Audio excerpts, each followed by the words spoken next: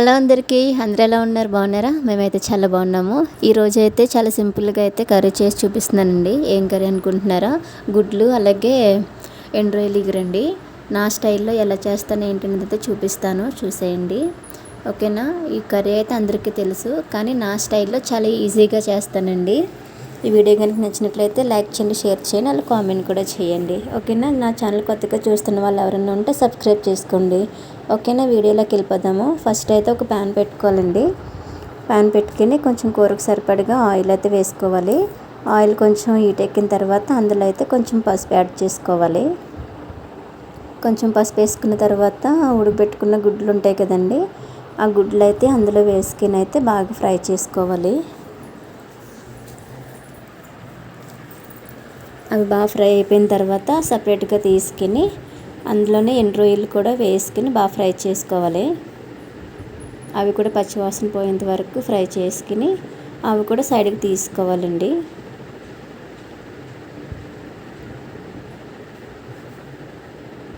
అవి కూడా సైడ్కి తీసుకున్న తర్వాత అందులో ఆనియన్, పచ్చిమిర్చి అయితే అందులో యాడ్ చేసుకోవాలి.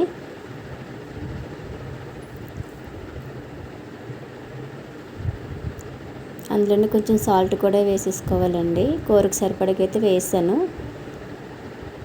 ఇప్పుడైతే మూత పెట్టేశాను.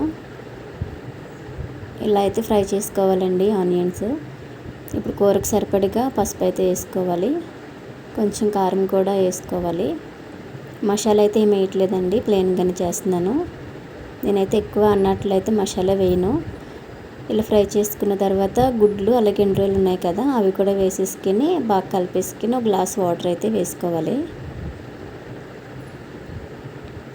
కొంచెం అంతా బాగా కలిపేసుకుని మూత పెట్టేసుకుంటే ఒక 10 నిమిషాల్లో ఆగిన తర్వాత మూత తీసి చూడాలి. ఇప్పుడు కొంచెం అయితే చింతపండు పులుసు ఉంటుంది కదండి, చింతపండు పులుసు అయితే లైట్గా వేస్తున్నాను, ఎక్కువ వేయటం లేదు. ఇగురు కాబట్టి కొంచెం వేసుకుంటే సరిపోద్ది టేస్ట్ కోసం. ఉల్లిపాయలు కూడా ఎక్కువ వేసాను కదా, కొంచెం స్వీట్నెస్ రాకుండా ఉంటుంది. అంతేనండి. ఇప్పుడైతే కొత్తిమీర వేసుకుని దించేసుకోవడమే, అయిపోయింది కర్రీ. అయితే చాలా ఈజీగా అయితే చేస్తానండి. ఈ వీడియో కనుక నచ్చినట్లయితే లైక్ చేయండి, షేర్ చేయండి, అలా కామెంట్ కూడా చేయండి. నా ఛానల్ కొత్తగా చూస్తున్న వాళ్ళు ఎవరన్నా ఉంటే సబ్స్క్రైబ్ చేసుకోండి. ఓకేనా? Bye bye.